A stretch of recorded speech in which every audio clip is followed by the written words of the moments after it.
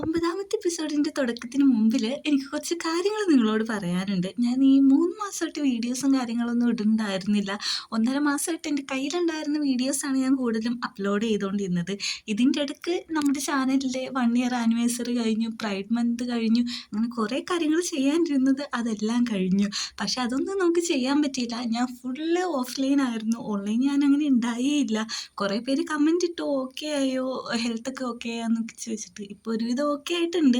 അപ്പോഴാണ് ഞാൻ വീഡിയോസൊക്കെ ഇട്ട് തുടങ്ങാമെന്ന് വിചാരിക്കുന്നത്. പക്ഷെ എനിക്ക് പണ്ടത്തെ പോലെ അത്ര സ്ട്രെസ്സോ കാര്യങ്ങളോ ഒക്കെ എടുക്കാൻ പറ്റത്തില്ല. അതുകൊണ്ട് ഒരു ദിവസം 2 വീഡിയോസൊന്നും ചിലപ്പോൾ കാണില്ല. പിന്നെ എല്ലാ വീഡിയോസും പെട്ടെന്ന് തീർക്കാനായിട്ട്, അതായത് പെൻഡിങ് എടുക്കുന്ന വീഡിയോസ് എല്ലാം കംപ്ലീറ്റ് ചെയ്ത് വരാനായിട്ട് ഞാൻ ശ്രമിക്കുന്നതാണ്. പിന്നെ മെയിനായിട്ടുള്ള കാര്യം, നമ്മുടെ ഈ വീഡിയോസിൻ്റെയൊക്കെ പുറകിൽ ഞാൻ യൂസ് ചെയ്തിരുന്ന ബാക്ക്ഗ്രൗണ്ട് മ്യൂസിക് കാര്യങ്ങൾ, സെറ്റിങ്സ്, അതൊക്കെ എവിടെയോ നഷ്ടമായി. അതെങ്ങനെയാണ് ഡിലീറ്റായി പോയത്, ആ ഫയൽസൊക്കെ പോയതെന്ന് പോലും എനിക്കറിയാൻ പാടില്ല. അതെല്ലാം പോയി. ഇനി അങ്ങോട്ടുള്ള നമ്മുടെ വീഡിയോസിൽ ഇങ്ങനെ ബാക്ക്ഗ്രൗണ്ടിൽ നമുക്ക് മ്യൂസിക് ഒന്നും ഉണ്ടാവില്ല. ഞാൻ പറയുന്ന ഈ ഒരു വോയിസ് മാത്രമേ ഉണ്ടാവുള്ളൂ. അപ്പം നമുക്ക് വീഡിയോ സ്റ്റാർട്ട് ചെയ്യാം. എപ്പിസോഡിൻ്റെ തുടക്കത്തിൽ നമ്മളെ കാണിക്കുന്നത് വീറും കെൽവിനും കൂടി ആണെങ്കിൽ അവരുടെ ആ വർക്ക് നടന്ന സ്ഥലത്ത് ഒരു തൊഴിലാളി താഴെ വീണ് മരിച്ചു പോയിട്ടുണ്ടായിരുന്നു. അത് ഈ സേഫ്റ്റി ഇഷ്യൂസൊക്കെ കാരണമാണെന്നാണ് എല്ലാവരും പറയുന്നത്. അയാളുടെ വീട്ടുകാരും ബന്ധുക്കളും നാട്ടുകാരെല്ലാവരും കൂടി ഒരു സമരം പോലെ അവിടെ ഒത്തുകൂടിയിട്ടുണ്ട്. ഇവരോട് സംസാരിക്കാൻ ചെല്ലുന്നതിൻ്റെ ഇടയ്ക്ക് അതിലൊരാൾ ഭയങ്കരമായിട്ട് ദേഷ്യപ്പെട്ടിട്ട് കല്ലെടുത്ത് എറിയുന്നുണ്ട്. വീറിനെയാണ് എറിയുന്നെങ്കിലും അത് തടയാനായിട്ട് കയറി നിൽക്കുന്നത് നമ്മുടെ കെൽവിനാണ്. അങ്ങനെ കെൽവിനെയും കൊണ്ട് ഹോസ്പിറ്റലിൽ പോകുന്നുണ്ട്. അങ്ങനെ ഫസ്റ്റ് എയ്ഡ് എല്ലാം വെച്ച് കൊടുക്കുന്നുണ്ട്. അപ്പോഴാണ് നമ്മുടെ വീറ് സിസ്റ്ററിനോട് പറയുന്നത്, ഇവൻ്റെ കയ്യിൽ കുറച്ച് ദിവസമായിട്ട് വേദന ഞാൻ ശ്രദ്ധിക്കുന്നുണ്ട്, എന്താണെന്ന് നോക്കാനായിട്ട്. നോക്കുമ്പോഴേക്കും ഫുൾ സ്ക്രാച്ച് പോലെ, അത് സെൽഫ് ഹാമിങ് ചെയ്തേക്കാണ്. ഇതെന്താ നോക്കുമ്പോഴേക്കും ബോട്ടിൽ വീണാന്നാണ് പറയുന്നത്. അവിടെ നിന്ന് നേരെ സീൻ കട്ടാക്കിയിട്ട് നമ്മളെ കാണിക്കുന്നത് എന്നാണെങ്കിൽ അവൻ്റെ ഫാദർ ഇൻ ലോൻ്റെ അടുത്ത് ഭയങ്കര ലോയലായിട്ടുള്ള രീതിയിൽ ബിഹേവ് ചെയ്ത് സംസാരിച്ചുകൊണ്ടിരിക്കുകയാണ്. അങ്ങോട്ടേക്ക് അവിടെ വന്നിട്ട് പറയുന്നുണ്ട്, എനിക്ക് അച്ഛനോട് ഒന്ന് സംസാരിക്കണമെന്ന്. നീ എന്താ അന്യരൊരു പെരുമാറുന്ന പോലെ പെരുമാറുന്നത്, ഞാനിവിടെ നിൽക്കുകയല്ലേ എന്ന് പറയുമ്പോഴേക്കും എനിക്ക് നിന്നോടല്ല ഇപ്പം സംസാരിക്കാനുള്ളതെന്ന് പറഞ്ഞിട്ട് അവൻ അവിടെ നിൽക്കുന്നുണ്ട്. അച്ഛനാണെങ്കിൽ അവിടെ പറയുന്നത് കേട്ടിട്ട് അത് എഗ്രി ചെയ്ത് കൊടുക്കുകയാണ്. നമ്മുടെ കെന്ന അവിടെ നിന്ന് പോയതിന് ശേഷം ലാവഡിനോട് കാര്യം ചോദിക്കുന്നുണ്ട്. അവിടെ നടന്ന ആക്സിഡൻറ്റിൻ്റെ പിന്നിൽ കെന്നാണെന്നാണ് പറയുന്നത്. അവൻ തന്നെയാണ് ഇതെല്ലാം ചെയ്തു കൂട്ടിയിരിക്കുന്നത്, കാരണം കമ്പനിയുടെ റെപ്യൂട്ടേഷൻ കൂട്ടാൻ വേണ്ടിയിട്ട്. അതിനെപ്പറ്റി ഞാൻ നന്നായിട്ട് അന്വേഷിച്ചോളാന്ന് അവൻ്റെ അച്ഛനും ഉറപ്പ് കൊടുക്കുന്നുണ്ട്. അവിടെ നിന്ന് സീൻ കട്ടാക്കിയിട്ട് ഹോസ്പിറ്റലാണ് കാണിക്കുന്നത്. ഫസ്റ്റ് എയ്ഡ് എല്ലാം കഴിഞ്ഞിട്ട് നമ്മുടെ കെൽവിൻ അങ്ങോട്ട് വന്നിരിക്കുകയാണ്. നിനക്ക് ഓക്കെ ആണോ എന്ന് ചോദിക്കുന്നുണ്ട്. ആണെന്ന് പറയുന്നുണ്ട്. ഇന്നത്തെ ഇഷ്യൂവിൻ്റെ പുറകിലുള്ള കാര്യങ്ങൾ നമുക്ക് ഒരുമിച്ച് അന്വേഷിക്കാമെന്നും പറയുന്നുണ്ട്. പിന്നെ നിൻ്റെ ആ കയ്യിൽ പറ്റിയത് ശരിക്കും കുപ്പി വീണതാണോ എന്ന് ചോദിക്കുമ്പോഴേക്കും അതേന്നാണോ അറിയുന്നത്, എന്തിനും ഞാൻ കൂടെ ഉണ്ടാവുമെന്നും പറയുന്നുണ്ട്. പെട്ടെന്ന് അവിടെ ഒരുമിച്ചിരിക്കുന്ന സമയത്താണ് നമ്മുടെ വീറിന് ഒരു കോള് വരുന്നത്.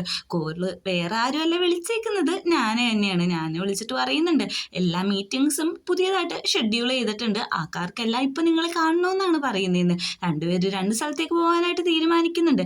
കെന്നാണെങ്കിൽ ഇതിൻ്റെ ഇടയിൽ കൂടി വേറെ പ്ലാൻ ചെയ്തുകൊണ്ടിരിക്കുകയാണ്. ഇതിൻ്റെ എല്ലാം പുറകിൽ കെന്നാണെങ്കിലും അത് കുറച്ചും കൂടി അവനല്ല എന്ന് വിശ്വസിപ്പിക്കാൻ വേണ്ടിയിട്ടുള്ള തത്രപ്പാടിലാണ് അവൻ ചെയ്യുന്നത്.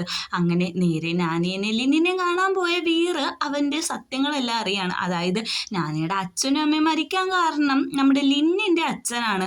അതൊരു മേർഡർ തന്നെയാണ്. അവർ മനഃപൂർവ്വം മരിക്കുകയോ അല്ലെങ്കിൽ ആത്മഹത്യ ചെയ്യുകയോ ഒന്നും ആയിരുന്നില്ല. എന്തിനാണ് ശരിക്കും ആ ആക്സിഡൻ്റ് അന്ന് ഉണ്ടാക്കിയെന്ന് പോലും അവർക്കറിയില്ല. അപ്പോൾ ഇതിൻ്റെ എല്ലാം ഒരു ഉത്തരം പെട്ടെന്ന് തന്നെ കണ്ടുപിടിക്കണമെന്നും പറയുന്നുണ്ട്. അവിടുന്ന് സെയിം കട്ടാക്കിയിട്ട് നമ്മുടെ കെൽവിനെയാണ് കാണിക്കുന്നത്. അവനാണെങ്കിൽ ഷെയർ ഹോൾഡേഴ്സിൻ്റെ അടുത്ത് സംസാരിക്കുകയാണ്. അവർക്കെല്ലാം ഈ ഒരു പ്രശ്നം കൂടി പബ്ലിക്കായിട്ട് വന്നപ്പോഴേക്കും ഇതിൽ ഇൻവെസ്റ്റ് ചെയ്യാനായിട്ട് താല്പര്യമില്ല. ഇതേ സമയത്ത് അങ്ങോട്ട് വേറും വരുന്നുണ്ട്. അവരുടെ ആ ഡീലിങ്സിനെ പറ്റി സംസാരിക്കുന്നുണ്ട്. ഇവരെല്ലാം ഡിസ്കസ് ചെയ്തുകൊണ്ടിരിക്കുന്ന സമയത്ത് തന്നെയാണ് അങ്ങോട്ട് കുറച്ച് പോലീസുകാരും കയറി വരുന്നത്.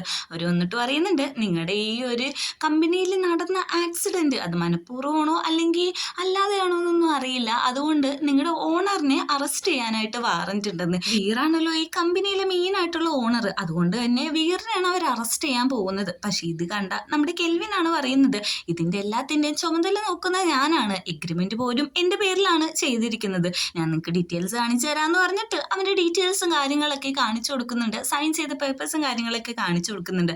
അതുകൊണ്ട് തന്നെ പോലീസുകാർ നേരെ അറസ്റ്റ് ചെയ്യുന്നത് നമ്മുടെ കെൽവിനെയാണ്. അങ്ങനെ കെൽവിനെ അവിടെ നിന്ന് കൊണ്ടുപോകുന്നുണ്ട്. ഇതും കൂടി ബിസിനസ് പാർട്ട്നേഴ്സ് ഇതും കൂടി ആവുമ്പോഴേക്കും അവർ ഉള്ള പ്രതീക്ഷയും കൂടി പോവുകയാണ്. അവർ നേരിട്ട് പറയുന്നുണ്ട്, അത് നിങ്ങളുടെ ആയിട്ടുള്ള ഒരു ബന്ധം ഇനി മുമ്പോട്ട് പോകുന്നത് പോസിബിൾ ആണെന്ന് തോന്നുന്നില്ല. കാരണം നമ്മുടെ കമ്പനിക്ക് ഒരു പേര് വന്നിട്ടുണ്ടെങ്കിൽ അത് മാറ്റിയെടുക്കാനായിട്ട് ഭയങ്കര ബുദ്ധിമുട്ടാണെന്ന് പറഞ്ഞിട്ട് അവർ ആ ഡീല് ക്യാൻസൽ ആക്കിയിട്ട് അവിടുന്ന് പോവുകയാണ്. നമ്മുടെ പോലീസ് സ്റ്റേഷനിൽ ഇരിക്കുന്ന കെൽവിനെ കാണാനായിട്ട് വീറ് വരുന്നുണ്ട്. അവനൊന്ന് പാനിക് ആവുന്നുണ്ട്. നീ പേടിക്കണ്ട, ഇതെല്ലാം ഒരു നാടകമാണ്, ഞാൻ തന്നെ പ്ലാൻ ചെയ്താണ് ഇതൊക്കെ സെറ്റ് ചെയ്തേക്കുന്നതെന്ന് പറയുന്നുണ്ട്. അതായത് നാനിയുടെ അച്ഛൻ്റെ അമ്മയുടെ മരണം, ബാക്കി കാര്യങ്ങളെല്ലാം കണ്ടുപിടിക്കാൻ വേണ്ടിയിട്ട് ഇത് മാത്രമാണ് ഓപ്ഷനുള്ളൂ. അതുകൊണ്ടാണ് ഇങ്ങനത്തെ ഒരു നാടകം നടത്തിയത്. പക്ഷെ നീ ഇങ്ങോട്ട് വരുമെന്ന് ഞാൻ ഒട്ടും പ്രതീക്ഷിച്ചില്ല എന്ന് പറയുന്നുണ്ട്. സംസാരിച്ച് തീരുന്നതിന് മുമ്പ് നമ്മുടെ കെൽവിനാണെങ്കിൽ അൺകോൺഷ്യസ് ആവാണ്. ഡോക്ടർ വന്ന് ചെക്കപ്പ് ഒക്കെ ചെയ്യുന്നുണ്ട്. എന്താ കാര്യമെന്ന് ചോദിക്കുമ്പോഴേക്കും വേറൊന്നുമല്ല, അടുത്ത പ്രാവശ്യം ഇങ്ങനെ ക്വസ്റ്റ്യൻസ് ഒക്കെ ചെയ്യുമ്പോഴേക്കും കുറച്ച് എയർ പാസേജ് ഉള്ള റൂമിലൊക്കെ ഇരുത്തണം, അല്ലെങ്കിൽ ഇങ്ങനെ തലയിറങ്ങി വീഴാനായിട്ട് സാധ്യതയുണ്ട്, ഇത് നാച്ചുറൽ ആണെന്നുള്ള രീതിയിലാണ് ഡോക്ടറും സംസാരിക്കുന്നത്. അങ്ങനെ തിരിച്ച് ഇവർ രണ്ടുപേരും പിന്നെ സംസാരിക്കുകയാണ്. ശരിക്കും ഇന്നത്തെ കാര്യത്തിൽ ഞാൻ ഒത്തിരി പേടിച്ചു പോയി. നിന്നെ പണ്ടത്തെ പോലെ പോലീസ് സ്റ്റേഷനിൽ കയറ്റാനായിട്ട് ഞാൻ സമ്മതിക്കില്ല എന്നൊക്കെയാണ് കെൽവിൻ പറഞ്ഞുകൊണ്ടിരിക്കുന്നത്. അവനെ ഒന്ന് ആശ്വസിപ്പിക്കുന്നുണ്ട്. എന്തുവന്നാലും ഞാൻ കൂടിയില്ലേ, ഇത് നമ്മുടെ സത്യം തെളിയിക്കാൻ വേണ്ടിയിട്ടാണ്. അപ്പോൾ നീ അതുകൊണ്ട് അധികം എന്നെ പറ്റി വെറിയിടാവേണ്ട ആവശ്യമില്ലെന്നും പറയുന്നുണ്ട്. പോലീസുകാരൻ വന്നിട്ട് സമയം കൂടുതലായി, ഇനി നിങ്ങൾക്ക് സംസാരിക്കാൻ പറ്റില്ല എന്ന് പറയുന്നു. ഇവിടുന്ന് സീൻ കട്ടാക്കിയിട്ട് നമ്മൾ 8ാമത്തെ എപ്പിസോഡിന്റെ ഒരു പോർഷൻ കാണിക്കുന്നുണ്ട്. അതായത് വീറും ലാവിഡും കൂടി സംസാരിച്ച ഒരു പോർഷൻ. ആ സംസാരത്തിന്റെ ഒടുവിൽ അച്ഛന്റെ ലോക്കറിൽ നിന്ന് ആ ഡീറ്റെയിൽസ് എല്ലാം എടുത്തു തരാന്ന് പറഞ്ഞല്ലോ. ആ ഡീറ്റെയിൽസും എല്ലാം എടുത്തിട്ട് ലാവിഡാണെങ്കിൽ നേരെ താഴത്തേക്കാണ് പോകുന്നത്, ഇതെല്ലാം വീറിന്റെ കയ്യിൽ ഏൽപ്പിക്കാൻ വേണ്ടിയിട്ട്. എന്നാണെങ്കിൽ ഈ സമയത്ത് ഒരു അഴിമതി നടത്തുന്നുണ്ട്. ഇത് പ്ലാൻ ചെയ്യുന്നതേ വീറിന്റെ ആൾക്കാരാണ്. അതുകൊണ്ട് തന്നെ അത് ന്യൂസിലും കാര്യങ്ങളിലൊക്കെ വരുന്നുണ്ട്. അതെന്താണെന്ന് ഇപ്പൊ ഡീറ്റെയിൽ ആയിട്ട് നമ്മളെ കാണിക്കുന്നില്ല. വാർത്തയിലൂടെ വൻ തട്ടിപ്പും ഭീഷണിയിലൂടെ ഒരു പുതിയ കമ്പനിയുടെ മുതലാളിയാവാൻ നോക്കുന്ന കെന്നിനെ കുറിച്ചുള്ള വാർത്തകളാണ് കൂടുതലും വരുന്നത്. അങ്ങനെ കെന്നിന്റെ അടുത്ത് ബാക്കി പാർട്ട്നേഴ്സും വരുന്നുണ്ട്. നീ ചെയ്തതെല്ലാം മണ്ടത്തരാണ്, നിനക്കെന്താ പറഞ്ഞാൽ മനസ്സിലാവില്ല, അതുകൊണ്ട് ഞങ്ങൾ ഇതിലില്ല എന്ന് പറഞ്ഞിട്ട് അവരും അവൻ്റെ അടുത്തുനിന്ന് തെറ്റിപ്പോകുന്നുണ്ട്. അപ്പോഴാണ് നമ്മൾ ശരിക്കും എന്താണ് അവിടെ നടന്നത് എന്നുള്ളത് കാണിക്കുന്നത്. കെന്നിന്റെ അടുത്തുനിന്ന് നിന്റെ ഒപ്പം ബിസിനസ് ചെയ്യാൻ താല്പര്യമില്ല എന്ന് പറഞ്ഞിട്ട് ഒരു വ്യക്തി പോകാൻ നിൽക്കുകയാണ്. പക്ഷെ അയാളോട് തൻ്റെ മകളെ കൊല്ലും എന്നുള്ള ത്രിട്ടണിങ് എല്ലാം ചെയ്തിട്ട് ആ ഒരു എഗ്രിമെന്റിൽ സൈൻ ചെയ്യിപ്പിക്കുകയാണ്. പക്ഷെ ഇതെല്ലാം നമ്മുടെ വീറിന്റെ ഒരു പ്ലാൻ ആയിരിക്കും. അതവൻ വീഡിയോ ഷൂട്ടിങ് ചെയ്യുന്നുണ്ടാവും ഒരു പെൻ ക്യാമറ വെച്ചിട്ട്. ഈ ഒരു ന്യൂസാണ് എല്ലാത്തിലും വന്നുകൊണ്ടിരിക്കുന്നത്. അതുകൊണ്ട് തന്നെ ഇപ്പൊ നമ്മുടെ കെന്നിന്റെ ഇമേജ് ഭയങ്കരമായിട്ട് പോയിക്കൊണ്ടിരിക്കുകയാണ്. അന്നത്തെ ആ ഒരു സ്പീക്കർ, അതായത് ഒരു റെക്കോർഡ് സ്പീക്കർ അവർ നന്നാക്കിയിട്ടുണ്ട്. പക്ഷെ പണ്ടത്തെ ആയതുകൊണ്ട് തന്നെ അത് കേൾക്കാനൊന്നും പറ്റുന്നില്ല. പക്ഷെ ഇതിനെല്ലാം കാരണം ലിന്നിന്റെ ലാവിഡിന്റെ അച്ഛനാന്ന് ഇവർക്ക് എല്ലാവർക്കും മനസ്സിലായിട്ടുണ്ട്. ഈ വാർത്തയും ന്യൂസ് എല്ലാം ലിന്നിന്റെ ഫാദറും കേൾക്കുന്നുണ്ട്. അവനാണെങ്കിൽ ഇതെല്ലാം കൂടി കണ്ടിട്ട് ഭയങ്കരമായിട്ട് ദേഷ്യപ്പെടാണ്. കാരണം ഇപ്പൊ അവന്റെ കമ്പനിയുടെയും കൂടി പാർട്ട്ണർ ആണല്ലോ കെന്ന്. അതുകൊണ്ട് തന്നെ അവൻ ദേഷ്യപ്പെട്ട് പുറത്തേക്ക് ഇറങ്ങാൻ നിൽക്കുമ്പോഴാണ് അങ്ങോട്ട് ലിന്നി കയറി വരുന്നത്. അച്ഛൻ ഇതേയും മതിയായില്ലേ, അച്ഛൻ ഇപ്പോഴും എന്നെ ഒരു ശത്രുവിനെ പോലെയാണ് കാണുന്നത്, അതുകൊണ്ടാണ് ഇങ്ങനെയൊക്കെ നടക്കുന്നതെന്നും പറയുന്നുണ്ട്. അവളാണെങ്കിൽ ഭയങ്കര ക്രോധത്തോടെയാണ് സംസാരിക്കുന്നത്. അച്ഛനും അതൊന്നും വലിയ കാര്യമായിട്ട് ഇഷ്ടപ്പെടുന്നില്ല. അച്ഛൻ അവളെ ഭയങ്കര മോശമായിട്ടുള്ള രീതിയിൽ സംസാരിക്കുന്നുണ്ട്. ഇതിൻ്റെ ഇടയിൽ ഇടപെടുന്ന ഞാനിനോട് നീ ആരാന്ന് വയ്ക്കുന്നുണ്ട്, നിനക്ക് എന്നെ മനസ്സിലായില്ലേ, അന്ന് നിങ്ങൾ കൊന്ന ആ കപ്പിൾസിന്റെ മോളാന്ന് ഞാൻ പറയുന്നുണ്ട്. ഓ നീയാണോ അതൊന്ന് വഹിക്കുന്നുണ്ട്. അച്ഛൻ ഭയങ്കര കാഷ്വൽ ആയിട്ടാണ് ആ കൊന്ന കാര്യമൊക്കെ പറയുന്നത്. ഇതും കൂടി കേട്ട ഞാനൊക്കെയാണെങ്കിൽ ഭയങ്കരമായിട്ട് ദേഷ്യം വന്നിട്ട് അവൾ അവിടെ കിടന്ന് ഒച്ചെടുത്ത് കരയാണ്. ഇത് കണ്ടുകൊണ്ട് വരുന്ന ലാവിഡ് ചോദിക്കുന്നുണ്ട് എന്താണ് ഇവിടെ ശരിക്കും നടക്കുന്നതെന്ന്. പെട്ടെന്ന് തന്നെ നമ്മുടെ ലിന്നിനെ പിടിച്ചിട്ട് ഗൺ പോയിന്റ് നിർത്താണ്. ഇനി ഇവിടുന്ന് രക്ഷപ്പെടാനായിട്ട് നിങ്ങൾ സമ്മതിച്ചില്ലെങ്കിൽ ഇവളെ കൊല്ലൂന്നാണ് പറയുന്നത്. ഇത് കണ്ട ലാവിഡാണെങ്കിൽ ലിന്നിനെ മാറ്റിയിട്ട് അവന്റെ നേരെയാണ് ഗണ്ണ് പിടിക്കുന്നത്. പക്ഷെ അബദ്ധത്തിൽ ആ ഗണ്ണ് പൊട്ടുന്നുണ്ട്. ഒന്ന് നമ്മുടെ നാനിയുടെ ഷോൾഡറിൽ തറക്കുന്നുണ്ട്. പെട്ടെന്ന് തന്നെ ആ തോക്ക് നേരെ ഹെഡ് പോയിന്റ് വെച്ചിട്ട് ലാവിഡ് നിൽക്കുമ്പോഴേക്കും അത് തട്ടിമാറ്റി അച്ഛൻ അവിടെ നിന്ന് ഓടുന്നുണ്ട്. പോലീസ് സ്റ്റേഷനിൽ നിന്ന് ഇറങ്ങിയ നമ്മുടെ കെൽവിനെ കാണാനായിട്ട് നേരത്തെ തന്നെ വീർ അവിടെ നിൽക്കുന്നുണ്ട്. അവൻ വന്നത് നമ്മുടെ കെൽവിന് വളരെ ആശ്വാസമായിട്ടുണ്ട്. അവനാണെങ്കിൽ ചോദിക്കുന്നുണ്ട് നീയാണോ എന്നെ പിക്ക് ചെയ്യാൻ വന്നതെന്ന്. എന്തേ എനിക്ക് നിന്നെ പിക്ക് ചെയ്യാൻ വരാൻ പാടില്ലേ എന്നാണ് ചോദിക്കുന്നത്. ഈ ഒരു സീൻ കാണുമ്പോഴേക്കും എനിക്ക് ഫസ്റ്റ് എപ്പിസോഡിലെ കാര്യങ്ങളാണ് ഓർമ്മ വരുന്നത്. ഇത് കട്ടോട്ട് അങ്ങോട്ട് വരുന്ന ലാവിഡ് ഭയങ്കരമായിട്ട് ദേഷ്യപ്പെടുന്നുണ്ട്. നീ എന്നെ ഇഷ്ടമാണെന്ന് വിചാരിച്ചാണ് ഞാൻ നിനക്ക് വേണ്ടിയിട്ട് എല്ലാം ചെയ്തു തന്നത്, പക്ഷെ നീ എന്നെ ഉപയോഗിച്ച് എൻ്റെ അച്ഛന് കൊടുക്കുമായിരുന്നു എന്ന് അറിഞ്ഞില്ല എന്ന് പറഞ്ഞിട്ട് അവൻ അവിടെ നിന്ന് ദേഷ്യപ്പെട്ട് നടക്കുകയാണ്. കാരണം ഇവൻ കൺഫ്യൂസ് ചെയ്തപ്പോഴേക്കും ആ ഇഷ്ടം നമ്മുടെ വീറ് അംഗീകരിച്ചു എന്നുള്ള രീതിയിലാണ് അച്ഛനെതിരെയുള്ള തെളിവും കാര്യങ്ങളെല്ലാം എടുത്തു കൊടുത്തത്. നമുക്ക് ഇവിടുന്ന് പോകാന്ന് പറയുന്നുണ്ട്. എങ്ങോട്ടാ പോകുന്നതെന്ന് നോക്കുമ്പോഴേക്കും നീ വണ്ടി കയറാൻ പറയുന്നുണ്ട്. രണ്ടുപേരും വരുന്നത് വേറെ അങ്ങോട്ടും അല്ല, കെൽവിന്റെ വീട്ടിയിട്ടാണ്. അവിടെ വരുമ്പോൾ വീടൊക്കെ ഭയങ്കര മെസ്സായിട്ടാണ് കിടക്കുന്നത്.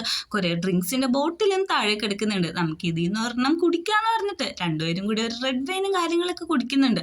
അത്രോ നാള് അവരുടെ മനസ്സിലുള്ള കാര്യങ്ങളെല്ലാം നമ്മുടെ കെൽവിനാണെങ്കിൽ ഓപ്പൺ ആയിട്ട് തുറന്നു പറയുന്നുണ്ട്, എനിക്ക് നിന്നെ ഇഷ്ടമാണ് അങ്ങനെയൊക്കെ പറയുന്നുണ്ട്. പക്ഷെ നമ്മുടെ വീറ് പറയുന്നത്, നീ ഭയങ്കര അനോയിങ് ആണ്, ഭയങ്കരമായിട്ട് നീ എന്താ എപ്പോൾ ചെയ്യുമെന്ന് പറയാൻ പറ്റില്ല, ആ ഒരു രീതിയിലുള്ള പേഴ്സൺ ആണ് നീ എന്നൊക്കെ പറഞ്ഞിട്ട് നമ്മുടെ വീറ് തന്നെ ഇനിഷ്യേറ്റീവ് എടുത്തിട്ട് അങ്ങോട്ട് കിസ് ചെയ്യാണ്. പക്ഷെ ഈ ചെക്കൻ ഇങ്ങനെ ചെയ്യുമെന്ന് ഞാൻ ഒട്ടും പ്രതീക്ഷിച്ചില്ലായിരുന്നു.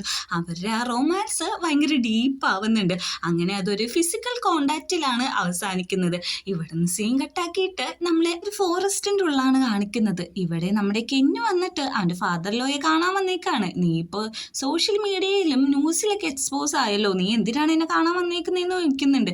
നിന്നോട് ഞാൻ പറഞ്ഞാണ് നിനക്ക് അറിയാത്ത കാര്യങ്ങൾ ചെയ്യരുത്, ഇതിൽ നിന്ന് ഞാൻ നിന്നെ ഒരിക്കലും രക്ഷിക്കില്ല, നീ ഒരു മന്ദബുദ്ധിയാണ്, പൊട്ടനാണെന്നൊക്കെയുള്ള രീതി സംസാരിക്കുമ്പോൾ ആരാടോ മന്ദബുദ്ധി എന്ന് ചോദിക്കുന്നുണ്ട്. അത്രയും നാളത്തെ അവൻ്റെ കരിയും ദേഷ്യവും ഒക്കെ ആ ഒരു സമയം വെച്ചിട്ട് കെന്നു പുറത്തിറക്കാണ്. നിനക്ക് എന്നെ ശരിക്കും അറിയില്ല എന്ന് പറഞ്ഞിട്ട് ഗൺ പോയിന്റ് കാണിക്കുന്നുണ്ട്. പിന്നെ ഒരു ഷൂട്ടിൻ്റെ ഒച്ചയും കേൾക്കുന്നുണ്ട്. ആർക്കാണോ വെടിക്കൊള്ളുന്നതെന്ന് കാണിക്കുന്നില്ല. ഇവിടുന്ന് സീൻ കട്ടാക്കിയിട്ട് നമ്മുടെ കെൽവിനെ ഡോക്ടറിനെ കാണിക്കാനായിട്ട്, അതായത് ഒരു മെൻ്റൽ തെറാപ്പിസ്റ്റിൻ്റെ അടുത്ത് വീറ് കൊണ്ടുവന്നേക്കാണ്. വീറിൻ്റെ സ്കാറിനെ പറ്റി ആ ഡോക്ടർ ചോദിക്കുമ്പോഴേക്കും ചെറുതായിട്ടൊന്ന് പൊട്ടിയതാന്ന് പറയുന്നുണ്ട്. പക്ഷേ ഈ ഒരു സംഭവം നമ്മുടെ കെൽവിന് ഭയങ്കരമായിട്ട് ഡിസ്റ്റർബ് ആവുന്നുണ്ട്. അത് മനസ്സിലാക്കുക ഡോക്ടർ അവനോട് കാര്യം എന്താണെന്ന് ചോദിക്കുന്നുണ്ട്. അപ്പോഴാണ് പറയുന്നത്, ഇവൻ ആരും നോക്കാതിരിക്കാൻ, അതായത് വേറെ ആരും ഇഷ്ടപ്പെടാതിരിക്കാൻ വേണ്ടിയിട്ട് പണ്ട് നമ്മുടെ വീറിനെ തട്ടിക്കൊണ്ടു പോയപ്പോൾ കെൽവിൻ തന്നെയാണ് ആ മുറിവ് അവൻ്റെ മുഖത്തിട്ടത്. അതുകൊണ്ടാണ് ആ പാട് കാണുമ്പോഴേക്കും കെൽവിന് ഭയങ്കര ഗിൽറ്റി ഫീലിംഗ് ആവുന്നത്. ഇത് കുഴപ്പമില്ല, നീ അവനോട് തുറന്നു പറഞ്ഞാൽ മതി, അവനെല്ലാം മനസ്സിലാവും എന്ന് പറയുന്നുണ്ട്. അങ്ങനെ അതെല്ലാം തുറന്നു പറയാനായിട്ട് നമ്മുടെ കെൽവിനും ചെല്ലുന്നുണ്ട്. അപ്പോഴേക്കും വീറിൻ്റെ ഫോണിട്ട് ഒരു കോള് വരുന്നുണ്ട്. ആ കോൾ എടുക്കുന്ന വീറാണെങ്കിൽ നല്ല രീതിക്ക് നെട്ടിപ്പോകുന്നുണ്ട്. ഈ ഒരു സീനും കൂടി കാണിച്ചിട്ടാണ് 9ാമത്തെ എപ്പിസോഡ് അവസാനിക്കുന്നത്.